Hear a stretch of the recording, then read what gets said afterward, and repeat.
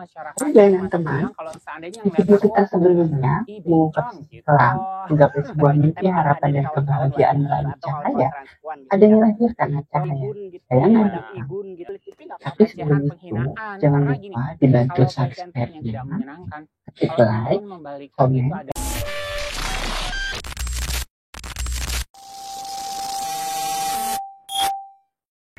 Hai bayangan teman, balik lagi ke channel Bayangan Hitam, mengungkap sisi kelam, menggapai sebuah mimpi, harapan, dan kebahagiaan melalui cahaya.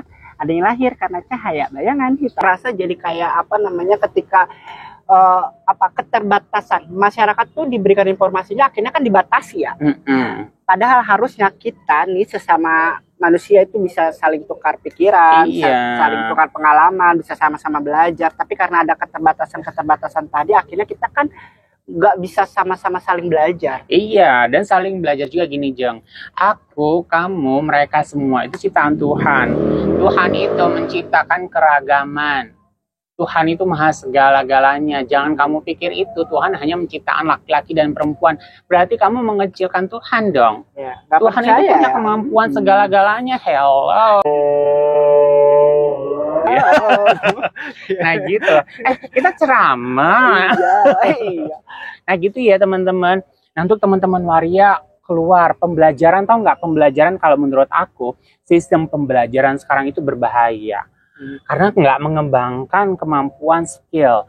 Pokoknya basisnya pada penampilan. Hello di sekitar aku anak-anak sekarang. Ya. Tampilannya sangat religius, tapi mereka pacaran dan lain sebagainya.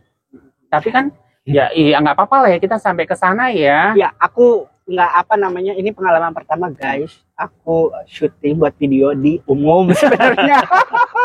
Dan lu bayangkan jadi tuh rame ke sekolah dan rame banyak. Mood harus terjaga ya.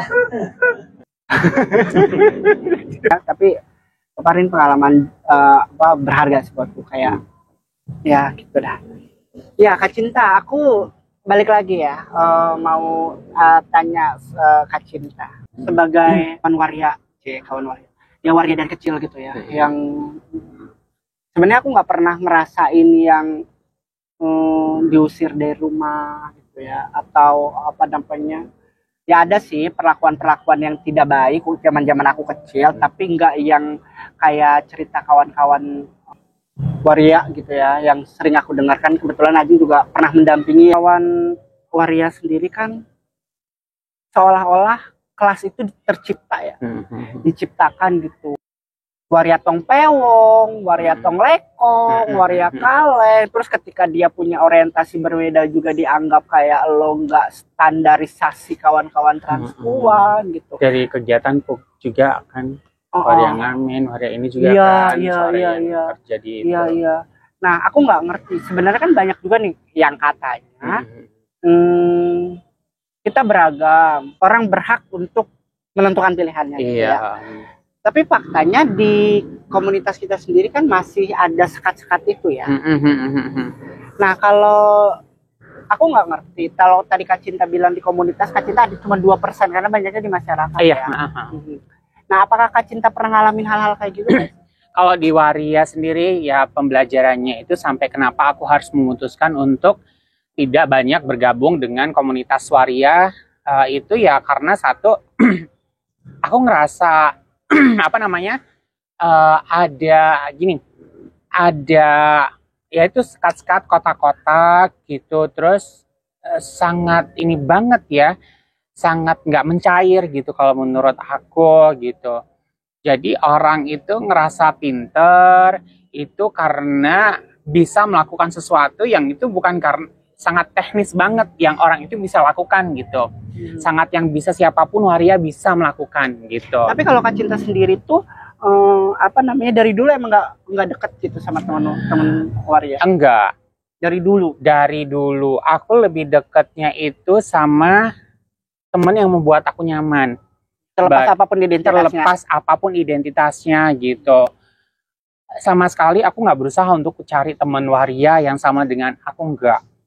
Itu kalau aku sih konsepnya karena aku seneng belajar, seneng baca, bener banget, bener-bener itu yang aku rasakan sampai saat ini. Karena baca, jadi wawasan aku rasanya lebih luas gitu, bahwa dunia itu sangat beragam gitu, sangat beragam. Tiba-tiba dengan kewariaan aku senang dunia entertainment, dunia modeling, dunia dan lain sebagainya gitu. Nah itu yang membuat aku senang ini aku baca, senang ini aku baca, senang ini aku baca. Itu yang sangat lebih menarik dalam menjalani proses kehidupan aku. Kan kalau ngomongin soal ekspresi, sorry to say, kakak ini ya apa nggak apa-apa kan aku ngomong misalkan ini. Kan sebenarnya yang kulihat dari dulu sampai saat ini aku tuh nggak pernah melihat Kak Cinta itu memakai barang-barang yang identik yang katanya milik perempuan gitu ya. Iya, benar, iya. Kaos, kemeja, celana cowok, sepatu gitu-gitu ya. Kalau dibilang kata apa namanya, secara ekspresi kan tidak pernah menggunakan atribut yang dianggap punya perempuan. Benar, ya? Iya, benar. Gitu. Iya. Yang gue ketanya. Benar, ya, tapi masyarakat akan tetap melihat Kak Cinta waria. Iya. Iya kan? Benar. Nah pertanyaanku. Benar. Pertanyaanku. Apa tadi? Aku jadi lupa. Konsep aku waria itu. Waria itu pengen diakuin. Oh iya. Menurut Kak Cinta itu seperti apa? Gitu? Karena benar ya. Karena orang melihatnya kalau ngomongin soal ekspresi. Iya. Kak Cinta istilahnya laki ya. Benar iya. Gitu kan. Benar iya.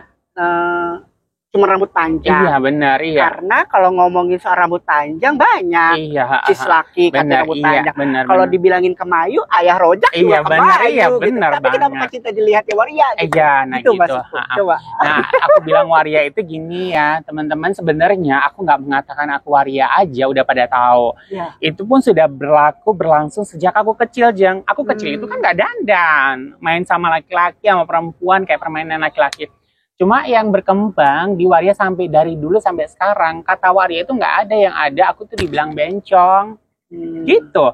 Nah itu dong mempertegas bahwa identitas aku itu, gitu. Udah gitu, apalagi gini, sejak menjelang remaja, dewasa, bahwa aku nggak perlu dandan untuk mendapatkan pasangan yang aku inginkan, dan itu di luar komunitas ya. Itu yang meyakinkan bahwa diri aku adalah seorang waria. Tapi definisi waria itu yang aku dapatkan yaitu dari masyarakat, real, nyata. Bukan definisi waria yang dibuat sama lembaga, departemen, atau komunitas yang istilahnya membuat lebih kaku, lebih baku, lebih salah kaprah kalau menurut aku.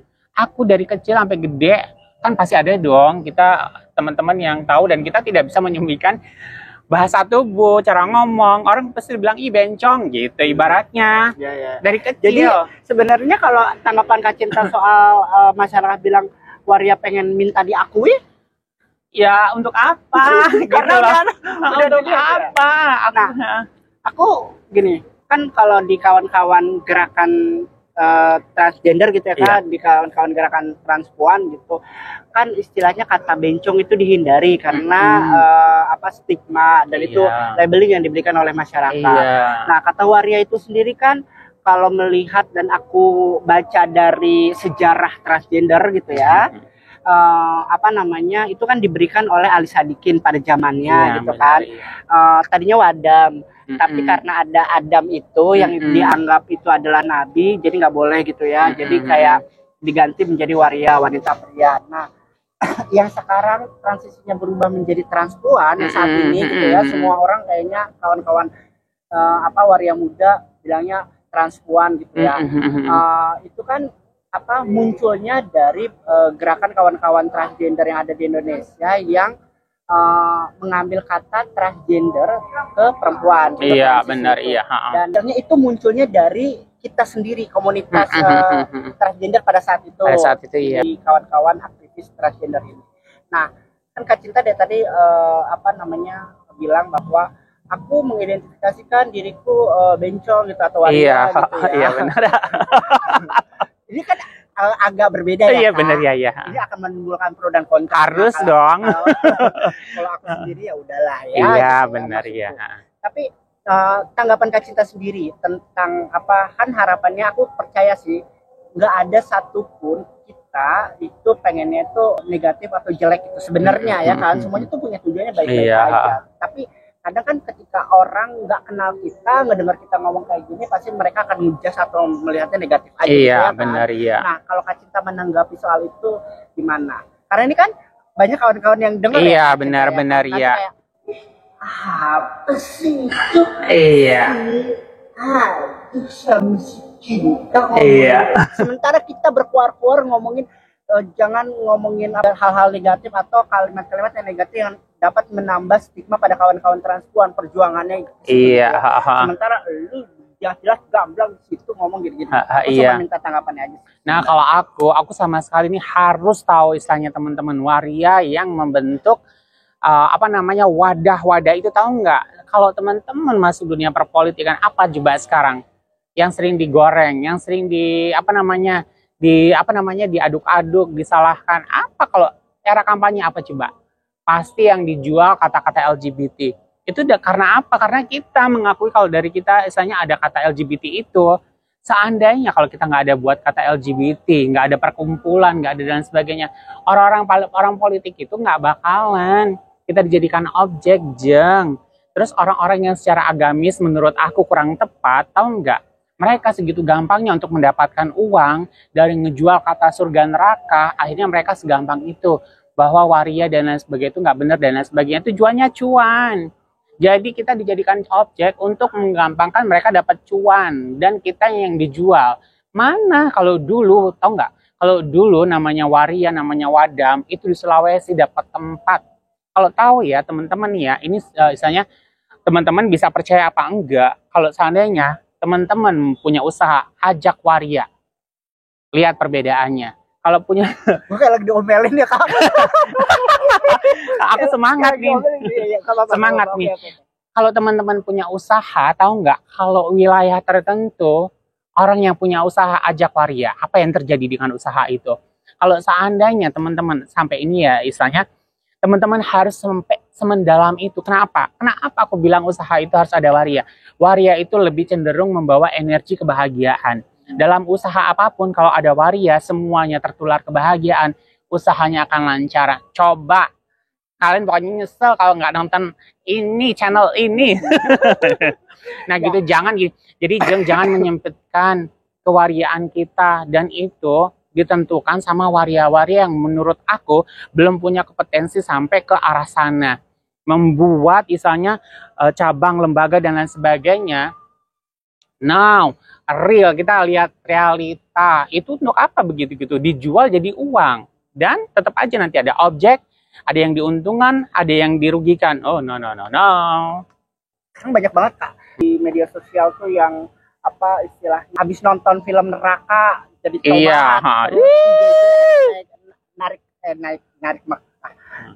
naik haji. Jadi ini si JJ itu. Yang cantik banget itu. Iya, cantik banget. Itu juga katanya tobat. Iya. Pakai apa namanya koko. Iya. Gitu ya. Nah, menurut Kak Cinta sebagai waria yang dari kecil yang bencongan banget. Hello. Bukan itu. Iya gitu. Nah, gini ya teman-teman ya, yang istilahnya aku ya yang ya kita mau nggak mau ya Jacknya ngikutin berita-berita itu ya. Nonton film yang kadar pengetahuan soal keagamaannya itu, maaf ya, masih blek banget. Ya, itu akan mempengaruhi ya waria yang standar pengetahuan keagamaannya juga masih blek. Maaf ya, aku bilang blek gitu ya. Karena kalau teman-teman mau belajar tingkatan, level, layer soal keagamaan, nggak cukup hanya surga neraka, bahkan sudah nggak laku surga neraka itu, bahkan bisa dibilang nggak ada. Nah, yang harus teman-teman pahamin, belajar. Di Indonesia itu, di Nusantara, banyak guru-guru sangat memberi pencerahan yang mereka nggak butuh popularitas, mereka nggak jual surga neraka untuk ini. Mereka bukan Ustadz Ulama TV, ibaratnya. Terus aku seneng kalau ngomongin gini, ibaratnya mumpung ada waktu dan kesempatan. Terus yang katanya berubah naik umroh ya. Iya. Ibaratnya kalau kalian pengen tahu umroh dan haji, kalian belajar lebih mendalam lagi soal agama. Ibaratnya untuk apa? untuk apa gitu. Kalau seandainya orang umroh naik haji terus dapat hidayah, Indonesia itu nggak menjadi negara yang nomor sekian tingkat kebersihannya. Tahu, kebersihan itu adalah tingkat bagian daripada iman. Kenapa harus Jepang yang katanya nggak punya agama yang lebih bersih? Iya.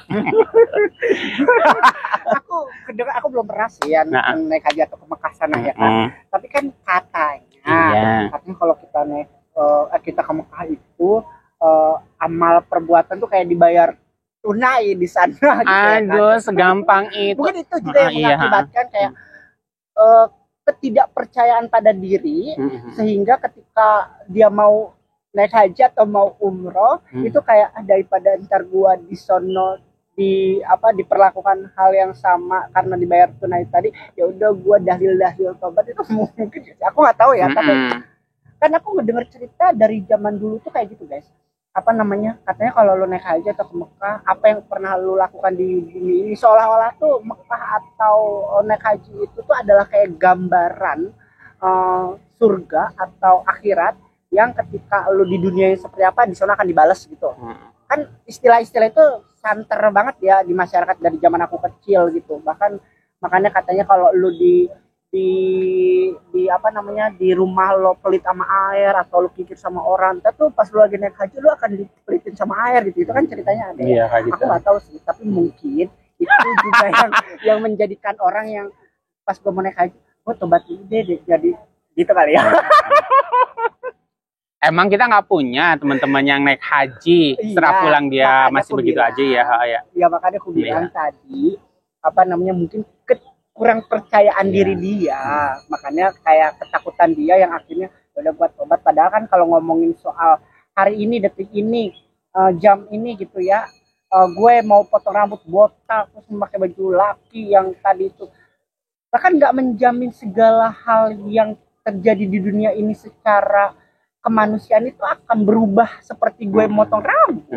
Apakah iya yakin gue langsung dapat kerja?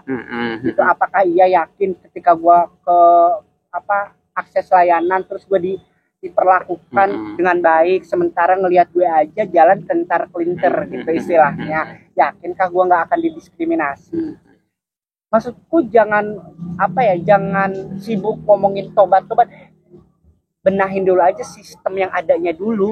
Masalah kalau cuma secara ekspresi, urusan tobatnya kan urusan hati sama Tuhan gitu loh. Iya, benar. Dan itu nggak bisa dilihat dan nggak bisa. Mau tahu lanjutan video ini? Tapi sebelum itu jangan lupa dibantu subscribe-nya, like, comment, and share kalau suka sama video ini. Bye.